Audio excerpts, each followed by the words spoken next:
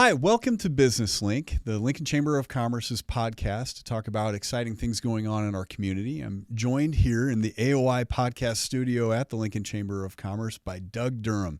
Doug is the co-founder of Don't Panic Labs, and he's here to talk about their Talent Pathways program today. So, Doug, welcome to the AOI podcast studio at the Chamber. All right. Thanks, Jason. Glad to be here. Thank you so much for joining us. So, Doug, just real quick, can you give our listeners some background about your work history and what led you into creating Don't Panic Labs in the first place? My work history? How long is this podcast? It's a brief podcast. It's a long, yeah. Okay. So I graduated from the University of Nebraska in 1988 with an electrical engineering degree. I had one class in programming. It was Fortran. Yeah. And that's the limit of my formal education. But then I went to work as a systems engineer at McDonnell Douglas in St. Louis, where I worked with other software developers. I didn't do development. We moved back in 95 to Nebraska after I finished graduate school, and to be closer to family. My wife's from Valentine. And began working for a bunch of small software product development companies, mostly as kind of like they wanted me to do more project management and things like that. One thing led to another. I got involved with, a startup in the late 90s called Accelerate with Steve Keen, where I eventually led all the product development for that. Steve and I did some other things before then. We founded Nebraska Global in 2010, which is a combination of a venture capital fund from Nebraska investors that was really led and promoted by Mike Dunlap from Nelnet, who really kind of got this thing off the ground for us. He was instrumental to that.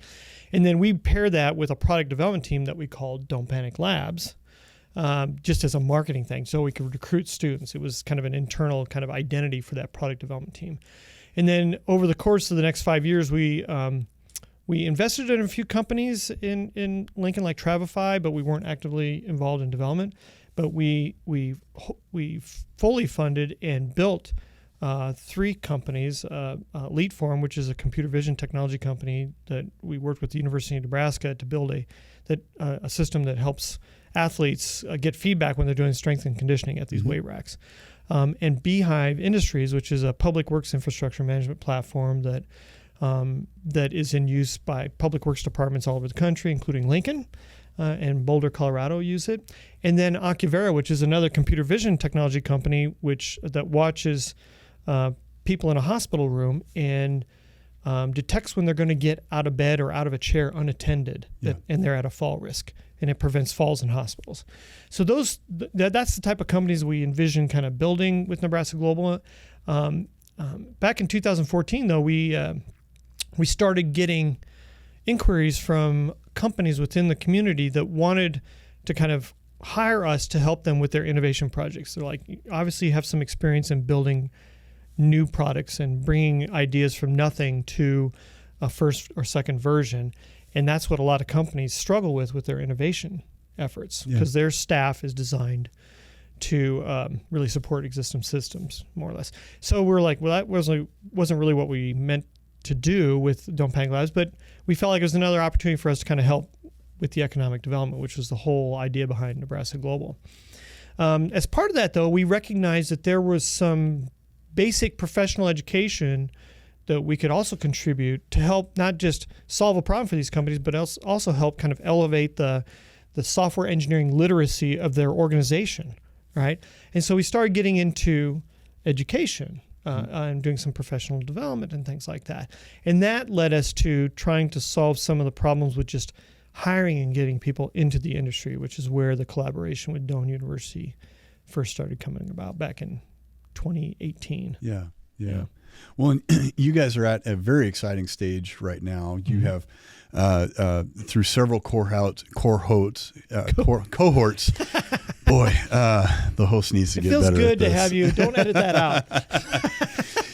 So you guys are in an exciting stage with this. You've had several cohorts successfully complete the program. I think you've been through some changes in how you're structuring things. Yep. So tell us, what is Talent Pathways now? Right. How is it structured now? What does it look like for people to go through it? Right. So first, this is not a program to replace existing educational avenues for getting into this career, like the University of Nebraska or even Doane University's existing computer science program.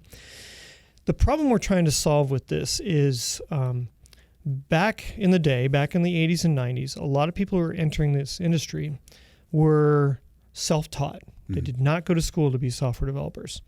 It worked because the types of problems, while it was complex, they were solvable by people who basically had programming skills. They could understand how to apply the language and things like that.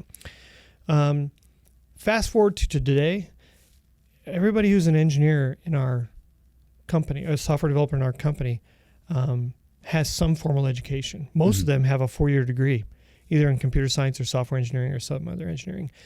And I think that, well, that may be, we may have a higher percentage than a lot of companies. Most companies are finding that they have to hire people who have that because the technology is advanced. The problems we're trying to solve require not just programming skills, but,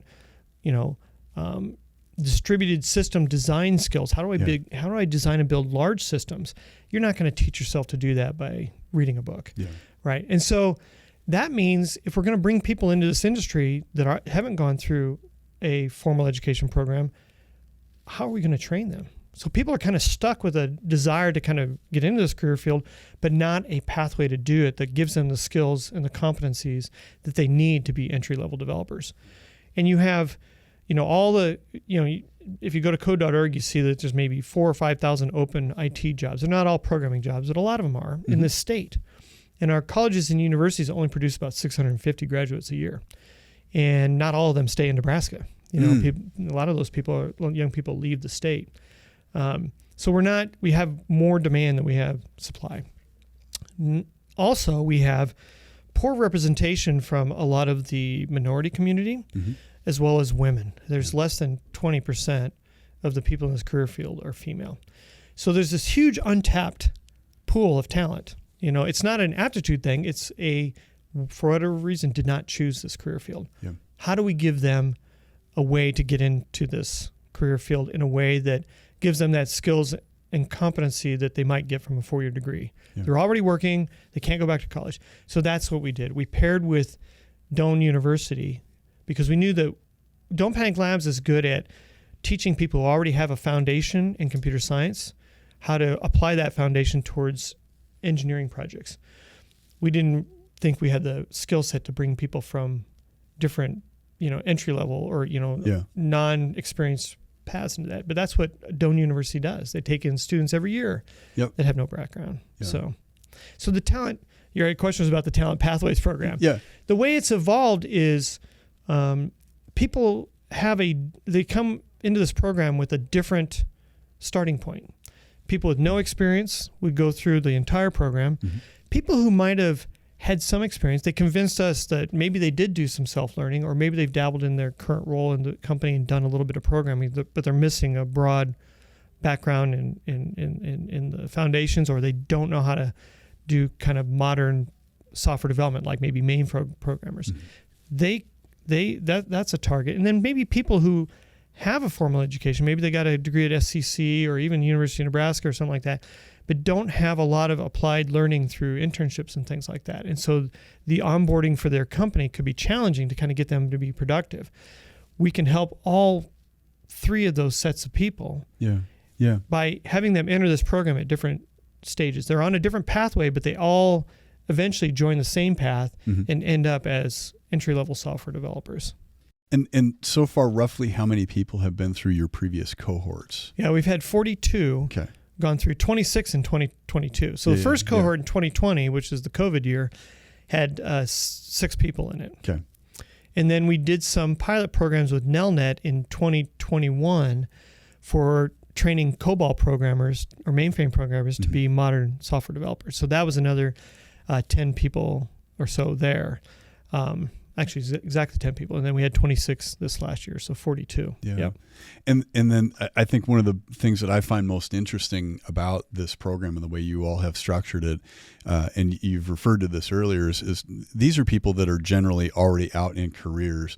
The entity that's paying for them to participate in this program is usually their employer, right? Correct. Yeah. So we didn't want to create a school where students pay the tuition, come in, and get out of it and then find a job. Yeah. We wanted a program where these people already had jobs waiting for them upon successful completion. So that way they don't have to worry about subsistence. They're being paid by their employer a living wage, so they can focus entirely on this program, which is an 80 or 40-hour-a-week program. So they're not working at their employer. They're fully focused on this program for the 20 weeks.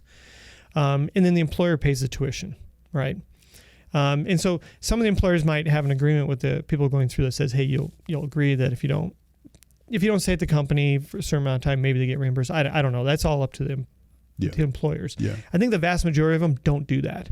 Okay. I think most of them, especially if they're already existing employees in the company. So, yeah. So that, to me, that was the best way for us to be able to reach the widest audience. Because you can imagine somebody in the community who might be underemployed can't afford to quit their job and go into this program and not get paid. So that would be somebody who wouldn't have access to this program. We wanted to make sure that anybody who was hired, could be hired by one of these sponsor organizations, could be able to get into the program. And you've had some notable success stories, I think, that you like to tell about people whose lives have been impacted and they've been able to do better for themselves and their families by really leveling up in this. Do you mind sharing one? Yeah. Well, we've had 3 people go through the program that are Don't Panic Labs, that went in as employees at Don't Panic Labs. I'd mentioned Raphael, who was in the first cohort back in 2020. He was a political refugee from Venezuela who landed in Nebraska with his wife, and he was working at Costco, and he had a college degree from his time back at Venezuela, but was really having a hard time finding employment that really matched his talent and aptitude. So he got connected to us through Brian Seck, who was in charge of workforce development at the chamber at the time. He, amongst over 100 other applicants, by the way. Wow. So there was a lot of people who were interested in this program just through case managers in the city of Lincoln. And we ended up selecting 2 people out of that 100 to go through that first cohort. So, and Raphael was one of them that went through that program. So he, came out of that, finished in the end of 2020, early 2021, rolled right into being a software developer at Don't Panic Labs, has seen 1 promotion since then, and has been doing great. And, and I think there's a lot of other stories like that, and which is one of the reasons why we want to continue to use this as a means of getting people, not just in the community, but at Don't Panic Labs, like eating our own dog food. That was important to me. When I was first approached by somebody probably about 6 years ago to create a code school, and I said, if I'm going to create a code school, it has to be able to produce a product that I would hire at Don't Panic Labs. And like I said, the bar's pretty high for that. And I think that's what we created. I think we got that program. You hit on something else I wanted to ask you about today, which is, this program is unique in several ways. How is it different from opportunities for software and coding education that I think people may have come across either through things like code camps or code weekends, or things that different university systems or colleges are doing? Like what makes this unique as compared to some of those other different types of opportunities? Sure. So the first thing is you're still getting a college education foundational. You actually get a software development certificate from Doane University if you go through the full 20 weeks, including 15 credit hours of computer science courses. Yeah. Right? So that's a lot. 15 hours may not seem like a lot, but if you're getting a computer science degree, that's a significant portion of your actual computer science courses in that curriculum. And so that's a big part where they're actually getting college credit from a university that has a computer science program. The other big difference is it's an immersive program. It is intense. It's 8 hours a day. Most programs are not like that. They tend to be, they're also working, plus they're doing this nights and weekends and things like that. So that makes it challenging for people to really that kind of intense, rapid learning that can happen. Like when we first did this, it was 9 months of instructions in Capstone. We were able to shrink that to 20 without compromising what they were getting out of the program, because when people are there 8 hours a day, this is their whole job. Their learning is so much quicker. And then the last thing is, that transition from that kind of formal education with Doane in terms of the computer science foundations to that software engineering education and experience they get in the last half of the program through working with the folks at Don't Panic Labs that are doing instruction and mentoring and coaching as part of the capstone program that they do. So they transition into working in a team where they're applying best practices and critical thought that is required of the engineering side of software development. So we've kind of solved a couple of different problems here, and one of which I feel is the kids coming out of a lot of other education programs, even like computer science programs, have a lot of knowledge about foundational stuff. Like my analogy is they get like if somebody gets a physics degree in college and gets a civil engineering degree in college, there's a lot of overlap in terms of their foundational education. You take a lot of physics as a civil engineering major, but you would not ask a physics major to design a bridge, right? They really wouldn't. I mean, could they do it? It's possible. Maybe. That was not their, right, Yeah, maybe. yeah. They understand the physics around it, right? Yeah. But a physics major, you're building in order to learn. Your whole goal is to kind of learn and grow the body of knowledge around physics. With a civil engineer, you're learning that body of knowledge in order to build, right? So it's more of applied learning. And that's what the second half of our program is. And that's kind of what's missing with a lot of computer science programs is they don't have that applied, a computer science degree requires one 3 credit hour course in software engineering. Yeah. So everything we're doing in the back half of this program, a computer science degree is really, they're trying to boil it into 3 credit hours. So that's tough. Sound like that was a rant against computer science. It's not, but it just an example of how we need to evolve education at all different levels to kind of tackle the problems we're dealing with. Well, and I think that's why I asked the question too, because we see similar types of conversations in different industries. I think it is a challenge in many industries, just nationally, in how we do education. Yeah. What are we preparing those students for? Are the students at a time in their life where they're ready to think about what they want to apply that knowledge as? I mean, there's a lot of those foundational questions. And I think that's what I find most fascinating about, what we're doing with the career, Talent Pathways program here at Don't Panic Labs is, this is really an industry-led approach by people that are deep in the industry. But it's also working with, how many companies roughly have you worked with to send cohorts through? I think there's been probably 10 or 12 companies. Yeah, I should know that number, shouldn't I? Well, no, but that's a significant number. Yeah. I think is the point I'm making. And they're all in the Lincoln, Omaha, Nebraska region. Yeah. We're not focused on trying to bring this thing nationwide. This is all about just trying to. Well, I would accept workforce nationwide. I think that would be a great thing. Actually, a lot of our here. students are working for Nebraska companies, but they're remote. They're remote in other states. Yeah. Well, we'll work with you on getting them to move here and be part of the community too. Absolutely. I just want to end with making sure people know where to go. I looked up on the website. It's don'tpaniclabs.com/education/ Am I saying that right? Yeah, you probably don't need the ending slash, but don'tpaniclabs.com/education. Yep. And there should be contact information in there. There's also additional information that dives into each of these 4 pathways that we talked about. Yep. And then, of course, you can contact us and Malika Yadgarova, who's our program manager for education. She's fully devoted to this program and getting people connected to it. So, and I want to end on this note. If people have heard this conversation, individuals have heard this and you're interested, would you recommend they approach their employer first or do you recommend reaching out to Malika on your team, or what's the right way to start that conversation? They could probably, either one of those is probably good. I think Malika would encourage them to kind of get in contact with their employer, and maybe we can even help with that. So that might be an opportunity for us to kind of educate the employer. The biggest problem with this program is a lack of awareness. It's an unusual model. And so I think people aren't, people are kind of, and there's a lot of noise out there in terms of training software people and stuff like that. And I think there's been a lot of, so I just think that most people, all those 12 companies that worked with us, they were all people who'd already partnered for software development in other areas. So they knew us. There was a trust there. Yeah.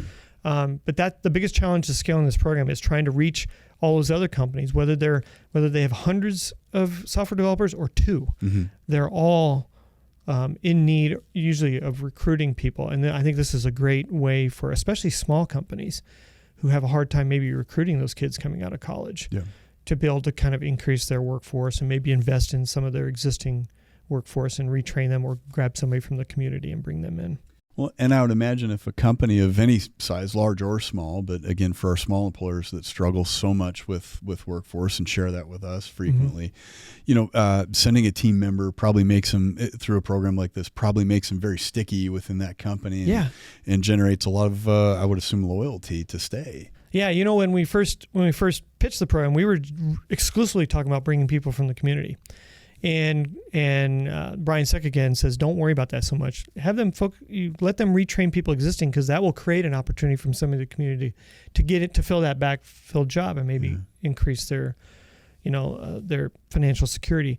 But the organizations that we talked to, the sponsors, they're like, oh, this could really, this would be a great story for us in terms of our commitment to investing in our employees and things like that. So yeah, we got a lot of positive feedback from employers on this being a pathway for advancement of people who just can't make that leap into that more technical job or that higher paying position. Yeah. Well, awesome. Doug, this is exciting. Thank you so much for being with us today. I just want to remind everybody again, go to don'tpaniclabs.com/education, connect with Malika, do some research on their website. It's got a lot more detail than we're able to get into in this forum. It's a great resource for information about this. For those that are out there, please like and subscribe. Connect with us on all your podcast platforms. Again, this has been Business Link at the is a lack of awareness. It's an unusual model. And so I think people aren't, people are kind of, and there's a lot of noise out there in terms of training software.